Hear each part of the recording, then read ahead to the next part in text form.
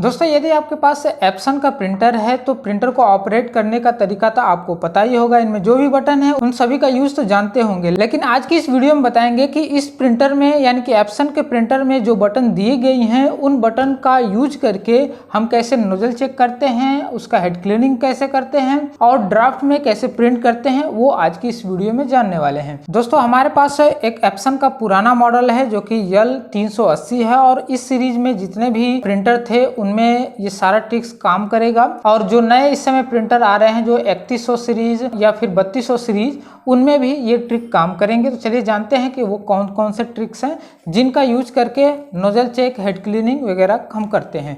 तो आगे बढ़ने से पहले दोस्तों यदि हमारा वीडियो अच्छी लगे तो लाइक जरूर करें, चैनल को सब्सक्राइब करना ना भूलें। दोस्तों नोजल चेक करना, हेड क्लीनिंग करना सभी लोग जानते होंगे, लेकिन वो लोग अपने लैपटॉप या कंप्यूटर से करते होंगे। लेकिन यदि आपके पास लैपटॉप या कंप्यूटर नहीं है तो प्रिंटर का बटन का यूज करके भी आप नोजल चेक और हेड क्लीनिंग भी कर सकते हैं और ड्राफ्ट में भी प्रिंट कर सकते हैं। पहले तो ये समझ लेते हैं कि नोजल चेक क्यों करते हैं। नोजल चेक करने की जरूरत तब पड़ती है जब हम फर्स्ट टाइम इसमें इंक इंस्टॉल करते हैं, तो उस समय चेक किया जाता है कि जो भी इंक हमने इसमें डाला है पूरी तरीके से इंस्टॉल हो गया है कि नहीं। दूसरा पॉइंट ये है कि अगर हम जानना चाहते हैं कि जो भी हमने प्रिंटर लिया है वो किस डेट से चालू हुआ है, किस डेट से इसे इंस्टॉल किए हैं, वो अगर वो डेट देखना चाहते हैं तब नोजल चेक करने पर वो दिखाता है। तीसरा पॉइंट ये है कि आज तक हमने टोटल कितना पेज प्रिंट किया है, ब्लैक एंड व्हाइट कितना पेपर प्रिंट किया है, कलर पेपर कितना प्रिंट किया है और ब्लैंक पेपर कितना यह प्रिंट किया है। यहाँ तक कि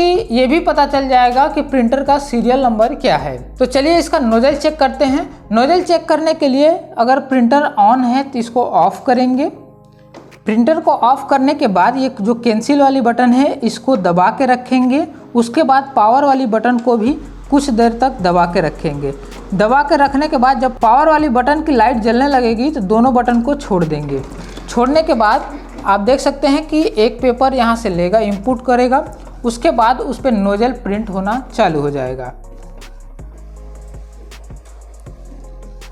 अब यहाँ पे आप देख सकते हैं कि ये ब्लैक एंड वाइट का यहाँ पे सिंबल दिया हुआ नोजल चेक किया है और यहाँ पे कलर का, चारों कलर का यहाँ पे नोजल चेक किया है। इस लाइनिंग के बीच में अगर बीच में कोई कट होगा तो इसका मतलब यह है कि दोबारा आपको हेड क्लीनिंग करने की ज़रूरत पड़ेगी।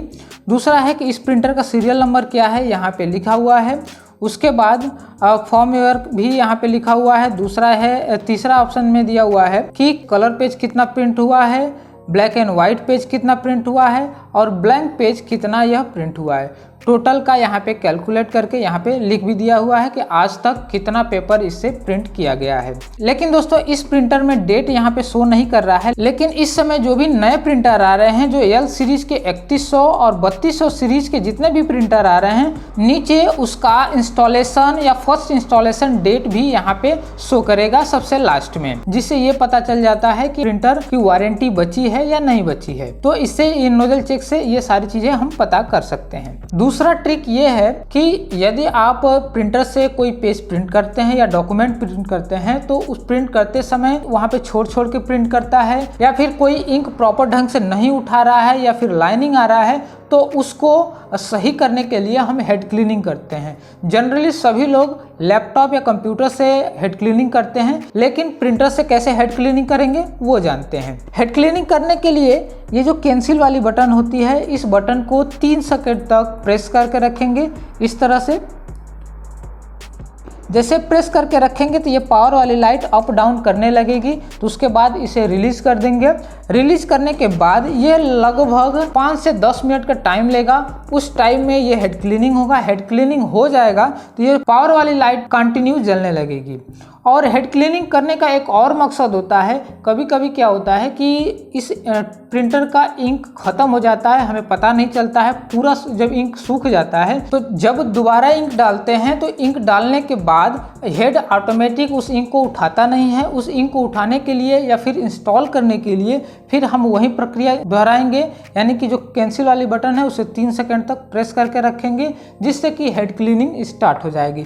हेड क्लीनिंग स्टार्ट होगी तो टैंक से जितना भी इंक होगा वो हेड तक पहुंच जाएगा, जिससे प्रॉपर ढंग से आपका प्रिंटिंग स्टार्ट हो जाएगी या फिर कोई भी डॉक्यूमेंट प्रिंट करेंगे वो बहुत ही अच्छे ढंग से प्रिंट होगा। तो इसके लिए आप 5 से 10 मिनट वेट करेंगे। डिपेंड करता है कि कि आपके प्रिंटर में कितनी लाइनिंग है और कितना उसे इंक उठाना है, उसके ऊपर डिपेंड करता है। कभी 1 मिनट में ही हो जाता है, कभी 5 मिनट में हो जाता है, कभी 10 मिनट भी लग सकता है। अभी इस प्रिंटर में हेड क्लीनिंग हो रही है, तब तक हम वेट करेंगे। जब हेड क्लीनिंग हो जाएगा तो उसके बाद आप नोजल चेक करके भी पता कर सकते हैं कि जो लाइनिंग थी वो लाइनिंग हट गई है, या फिर जो इंक नहीं उठा रहा था वो उठा रहा है कि नहीं उठा रहा है, या फिर जो ब्लर का समस्या है वो खत्म हो गया है कि नहीं हो गया है। वो सारा चीज हमारे नोजल चेक करने से पता चल जाता है।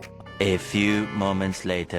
तो यहाँ पे देख सकते हैं कि हेड क्लीनिंग पूरा हो गया है, और पूरा होने का संकेत यही होता है कि जो पावर वाली लाइट है कंटिन्यू जलने लगेगी। तीसरा ट्रिक ये है कि जब भी हम नॉर्मली अगर किसी पेज का फोटो कॉपी करते हैं, जैसे कि आपको दिखा रहे हैं कि फोटो कॉपी करते हैं तो थोड़ा सा स्लो फोटो कॉपी होगा। जैसे कि black and white photo copy करने के लिए हम ब्लैक एंड व्हाइट वाली बटन को हम प्रेस करेंगे। इसमें देखिए कितना टाइम लगता है। उसके बाद आपको ड्राफ्ट में कैसे प्रिंट किया जाता है वो बताते हैं।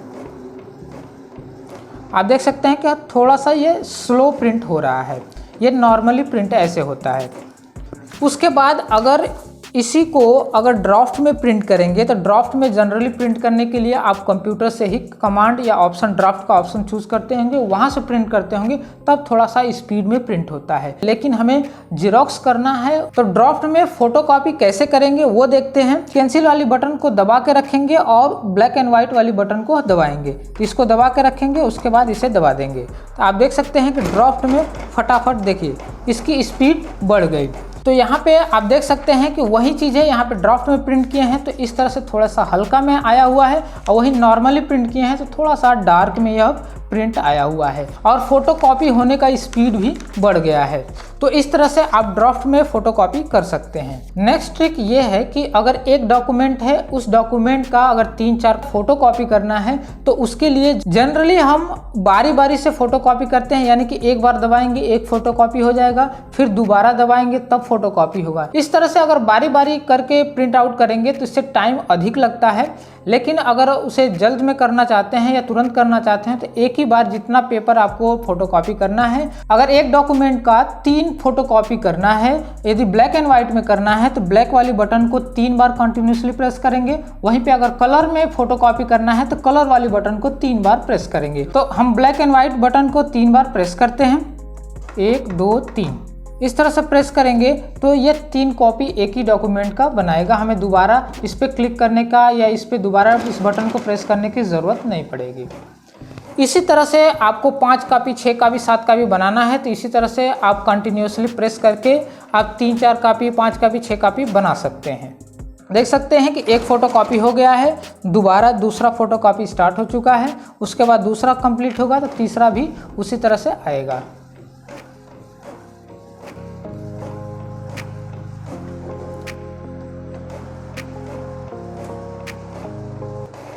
ये देख सकते हैं दूसरा कंप्लीट हो गया, अब तीसरा उठाएगा, तीसरा पेपर ले चुका है।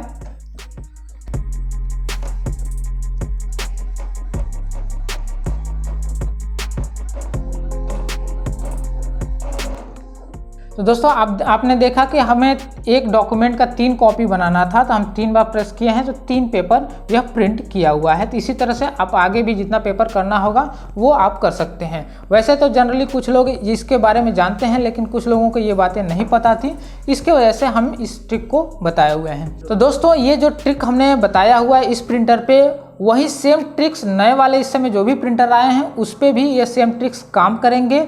जब भी इन ट्रिक का यूज़ करना होगा तो आप करके आप जो भी आपको नोजल चेक करना हो या हेड क्लीनिंग करना हो या फिर कई सारे पेपर प्रिंट करना हो तो इन ट्रिक का यूज करके आप अपना काम कर सकते हैं। तो दोस्तों यह वीडियो आपको कैसा लगा हमें कमेंट बॉक्स में ज़रूर बताएं, और वीडियो अच्छी लगे तो लाइक ज़रूर करें और चैनल को सब्सक्राइब करना ना भूलें। धन्यवाद।